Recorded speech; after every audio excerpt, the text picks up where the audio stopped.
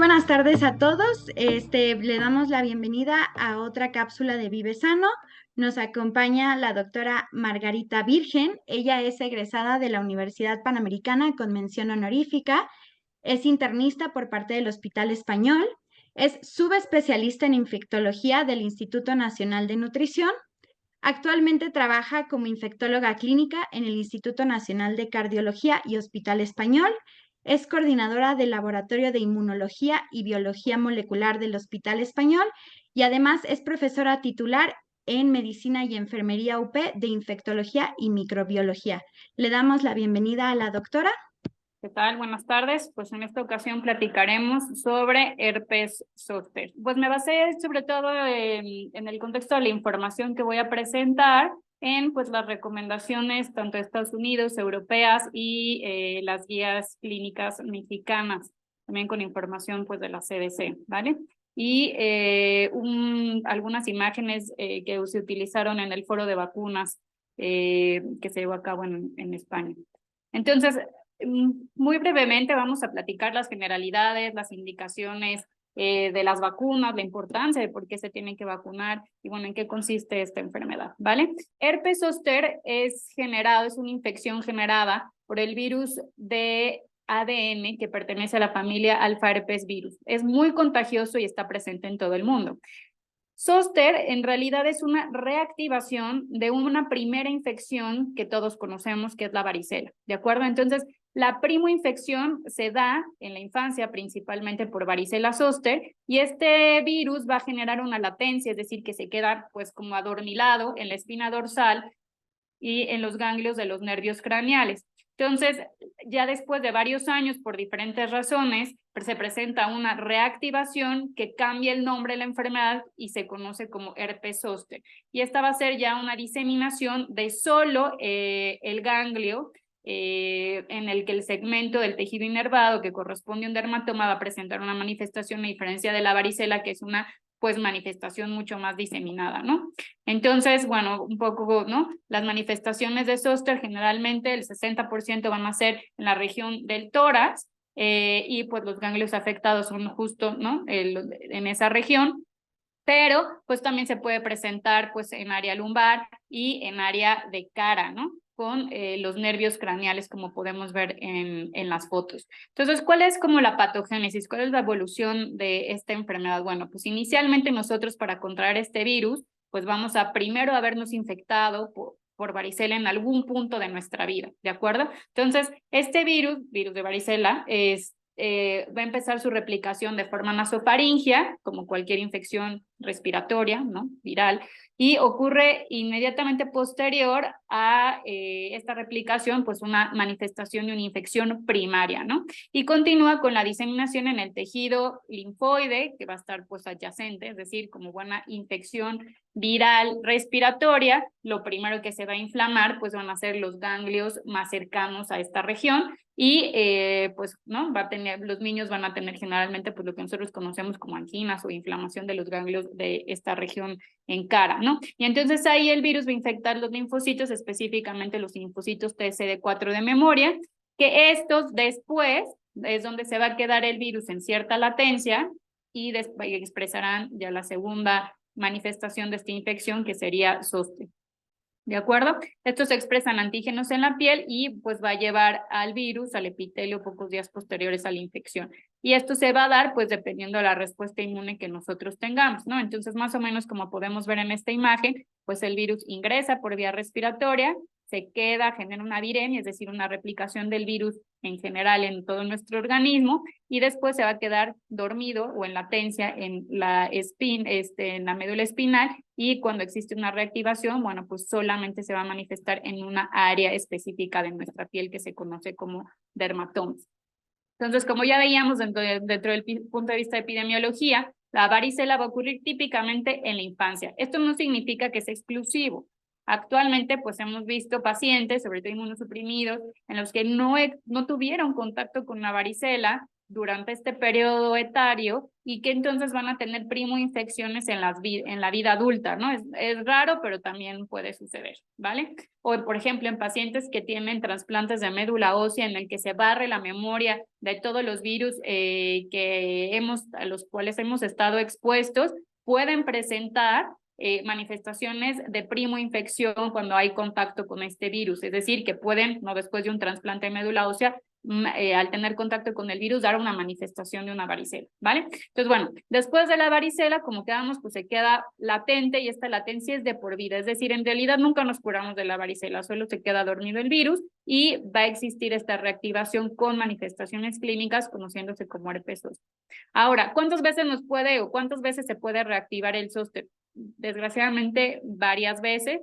No es lo más frecuente. Los segundos episodios de zóster van a ocurrir en menos del 5% de los casos, pero es mucho más frecuente que vayan a existir recurrencias en los pacientes inmunocomprometidos. Entonces, bueno, la varicela va a generar inmunidad de tiempo prolongado, pero la reactivación en realidad va a depender del estado inmunológico que tenga el paciente. ¿Y en qué contexto puede reaparecer? Bueno, pues en pacientes con VIH, oncológicos, en pacientes mayores, en el que el sistema inmune va envejeciendo y se conoce como inmunosenescencia, los pacientes trasplantados, en los pacientes que tienen terapias de esteroide, ¿no?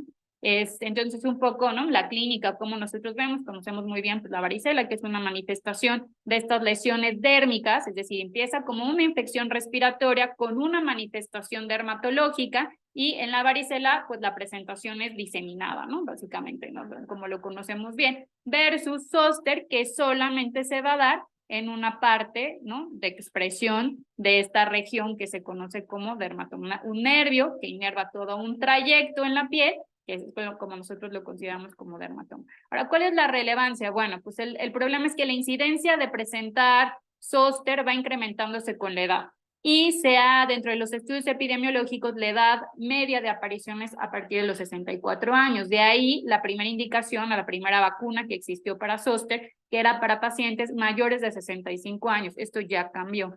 Y en general, en números francos, pues mira, la aparición es de 1.2 a 3.4 casos por 1.000 personas año en personas inmunocompetentes, pero en los mayores de 65 años la incidencia aumenta bastante, de 3.9 a 11.8 casos. Entonces, pues de ahí, ¿no? Que se ha planteado por qué se debía implementar una vacuna en este grupo etario. Desgraciadamente, los periodos o las personas que están con inmunosupresión van a estar mucho más jóvenes, ¿no? Ahora con tantas terapias que tenemos para diferentes tipos de enfermedades. Y entonces hemos visto que la manifestación de zóster se está presentando cada vez más temprano. Entonces, desde el punto de vista de salud pública, el que ya existen esquemas de vacunación de varicela para los niños y ahora esquemas de vacunación para zóster, pues va a reducir la incidencia de estas manifestaciones y de esta infección. Entonces, ¿cuál es la manifestación clínica general? ¿No? En el contexto de un estado inmunológico adecuado, ¿no? Una persona que no toma este tipo de terapias ni tiene ningún otro tipo de trastorno, pues la varicela, como quedamos, va a estar latente en nuestro organismo y va a estar mediado por nuestro sistema inmunológico, tanto por las células T, como por la respuesta humoral. Y lo que va a hacer es que va a tener estas reactivaciones, pero nuestro organismo va a lograr controlar esa respuesta y no va a haber manifestaciones clínicas. Es decir, rápidamente, cuando el virus empieza a replicarse, entonces nuestro sistema inmune lo contiene, ¿no? Son rápidamente prevenibles o incluso abortados. Pero en el contexto en el que tuviéramos una disminución de nuestro estado inmunológico, ya sea, generalmente cuando yo les explico a mis pacientes un episodio de estrés fisiológico, que puede ser por ayunos prolongados, otra infección, cirugías, simplemente la edad, tratamientos que te van a bajar las defensas, pues entonces nuestro sistema inmune no va a tener esta condición para controlar el virus y entonces el virus va a replicar condicionando ganglionitis, es decir, inflamación en el sitio en donde pues está replicando el virus y va a generar una destrucción de las neuronas y de las células soporte que inervan esa parte del dermatoma. La infección activa y la respuesta inflamatoria sistémica van a ser el pródromo, que se va a dar 2 a 3 días previos de la aparición del dolor característico del zóster, que es un dolor que se le denomina neuropático porque no es un dolor como cuando te golpeas, ¿no? Un dolor convencional. Es un dolor que las personas describen muy característico como ardoroso y que puede tener diferentes intensidades y puede ser solo comezón, durito, a realmente un dolor incapacitante, ¿no? Y sobre todo, pues dependiendo de dónde se haya manifestado el virus. Y este dolor va a preceder a la erupción dérmica, ¿de acuerdo? Esto generalmente es lo típico de la manifestación clínica que va a tener el zóster. Esto se va a presentar en un 70 o un 80%. Entonces, bueno, este es un esquema que representa un poco más claro lo que les decía. Inicialmente nos contagiamos de varicela, ¿no? En nuestra edad de la infancia, vamos a tener la expresión de la enfermedad, ¿no? Y después el virus va a estar controlado por nuestro sistema inmune hasta que sucede un periodo de inmunosupresión que va a activar nuevamente el virus y va a dar la manifestación de herpes zóster. Y aquí la incidencia de la vacunación va a lograr, que aquí es cuando se ha implementado, pues disminuir que puedan existir estos episodios de reactivación. Es decir, al volver a estimular nuestro sistema inmune con las vacunas, pues van a lograr contener la replicación del virus mucho más tiempo, ¿no? Entonces, el intervalo del tiempo en el que va a iniciar este pródromo del malestar general, en el que el virus está reactivando, y la aparición de las lesiones dérmicas es el tiempo que el virus requiere para su reactivación en el ganglio y que pueda pues tener manifestaciones desde el punto de vista cutáneas, ¿no? El rash consiste, lo más convencional, primero empieza a haber una zona eritematosa, una zona más roja, y después ya se van a presentar unas pápulas que posterior se convierten en vesículas en 1 y 2 días, y después las vesículas van a seguir apareciendo 3, 4 días después. Y la evolución de estas vesículas posteriores que se van a convertir en costras, y después pues desaparecen, ¿no? Empieza a haber una zona de cicatrización. Entonces, bueno, esto es un poco, ¿no? La replicación del virus en el ganglio y cómo va progresando esta replicación por el nervio hasta la expresión de las lesiones en la epidermis. Entonces, bueno, como decíamos, bueno, pues así es como se pueden ver los trayectos, ¿no? De los dermatomas cuando hay afección pues torácica, lumbar o desgraciadamente pues en los nervios craneales en cara, y aquí es importante considerar, dependiendo de la manifestación en cara, que pudiera tener afección pues oftálmica, ¿no? Entonces, bueno, pues son las vesículas típicas que se ven en un zóster, ya la evolución a lesiones costrosas y inicialmente como se pueden ver como pues lesiones que están rojas, inflamadas, en la piel, ¿no? Entonces se vería primero así, después esto es la siguiente fase y después de esto ya cuando son lesiones residuales. ¿Qué consideraciones extras debemos de tener?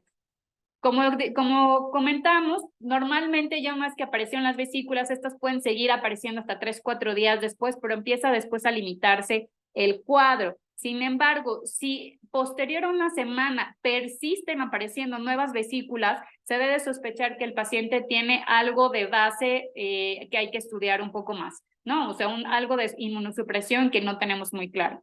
Ahora, es muy frecuente que después de estas zonas residuales de costras, pues se pueda quedar una zona de hipo e hiperpigmentación, que ahorita lo vamos a ver en algunas fotos. Menos del 20% de las personas van a tener síntomas sistémicos significativos como fiebre, cefalea o dolor de cabeza, malestar y fatiga. Es más bien solo las manifestaciones locales de la infección, ¿de acuerdo? Muy distinto a la varicela, ¿de acuerdo? La manifestación primaria de este virus, pues acuérdense cuando los niños pues suelen tener mucho malestar general, fiebre importante, dolor para deglutir, muchas otras manifestaciones. Zóster no hace tanta manifestación sistémica, pero la pudiera presentar. Puede afectar mucosas también, dependiendo del sitio donde haya habido replicación, y cuando afecta mucosas, pues no se ven estas lesiones clásicas de vesículas, sino más bien se ven úlceras. En pacientes inmunocompetentes, generalmente solo se va a ver la afección de un dermatoma, pero en pacientes inmunosuprimidos, desgraciadamente, no solamente puede afectar un dermatoma, sino el contiguo adyacente o bilateral, o si el paciente está muy inmunosuprimido, puede dar una manifestación diseminada, ¿ok? Entonces, estas son como las lesiones residuales posteriores a las a la manifestación, ¿no? Que puede dejar hiperpigmentación. Así es como se pueden ver las úlceras en boca. Y bueno, la diferencia, una afección de un dermatoma versus una manifestación pues diseminada en alguien pues que tenga alguna inmunosupresión. ¿Qué complicaciones puede tener? Del 5 al 15%, estamos hablando que, recalco, zóster principalmente va a afectar la parte sensitiva del nervio, pero de un 5 a un 15% puede afectar nervios motores y generar debilidad. ¿De acuerdo? Cuando existe afección facial, incluso se puede acompañar de parálisis. Si afectó, ¿no? Igual la parte facial, los nervios craneales, la afección oftálmica es muy relevante y puede afectar la córnea o puede afectar la retina, generando retinitis y ahí causando secuelas importantes. Puede haber replicación en el sistema nervioso central, es decir, en el cerebro, y generar manifestaciones de encefalitis o mielitis. Estos ya son complicaciones bastante más severas y se asocian a pacientes inmunosuprimidos. Y lo que sí, desgraciadamente, ya una vez que el virus se replicó en el trayecto nervioso, desgraciadamente lo daña, y esto va a generar que el nervio, ya una vez incluso que el virus ya haya dejado la replicación, deja muy irritado ese nervio, y eso va a generar mucha hipersensibilidad y este dolor ardoroso que el paciente puede presentar desde el inicio de la enfermedad puede persistir posterior a lo que se regenera el nervio después de la lesión que haya ocasionado el virus. Esto se conoce como neuralgia posherpética, que puede ser que se haya limitado al momento en el que el virus dejó de replicarse, o incluso desgraciadamente hay pacientes que pueden persistir hasta 6 meses con este dolor o incluso de por vida, y pues esto solamente se puede controlar. ¿Cómo se hace el diagnóstico clínico? Realmente es un cuadro muy característico, muy típico. ¿En qué casos habría que hacer algo más en cuestión de diagnóstico? Bueno, en los casos que no esté seguro por la manifestación atípica, es decir, que sea un paciente con lesiones diseminadas, porque pueden ser otros virus, ¿no? Que puedan darte esta manifestación sistémica, sin lesiones cutáneas. Existen zósters que solamente van a tener manifestaciones de dolor, pero no van a tener la expresión cutánea, que sea una distribución cutánea normal, no de un dermatoma convencional, sino en alguna otra zona, o en dos, ¿no? Que sea bilateral, en pacientes inmunosuprimidos, que en lugar a lo mejor que sea herpes zóster, pudiera ser herpes simplex, o el tiempo prolongado de la manifestación clínica. ¿Qué estudios se pueden hacer? Pues de sangre, y se pueden medir anticuerpos, IgMs y IgGs, una serología. Se puede medir la carga viral del virus, ¿no? Se solicita una PCR cuantitativa del virus de varicela zoster. Y también existe otro estudio en el que las lesiones vesiculares se les hace un raspado, y eso se lleva a patología y se hace un análisis de inmunohistoquímica, y es como también se podría hacer el diagnóstico.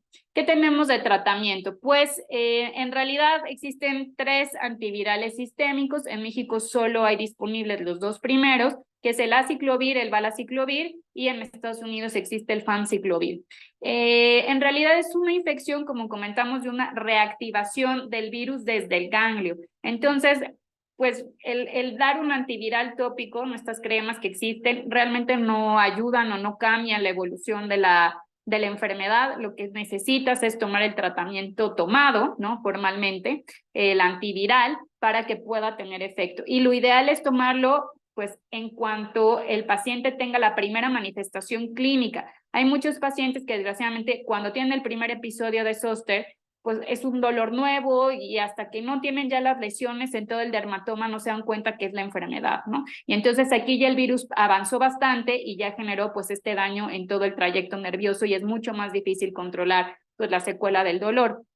Pero si se logra dar prácticamente desde el principio, ¿no? En el momento en el que inician las lesiones o incluso desde antes de que inicien, se logra controlar mucho más la replicación viral y se evita que a lo mejor el virus extienda todo el dermatoma, o se limita más pues la secuela del dolor que pudiera generar este virus al controlarse desde el inicio, ¿de acuerdo?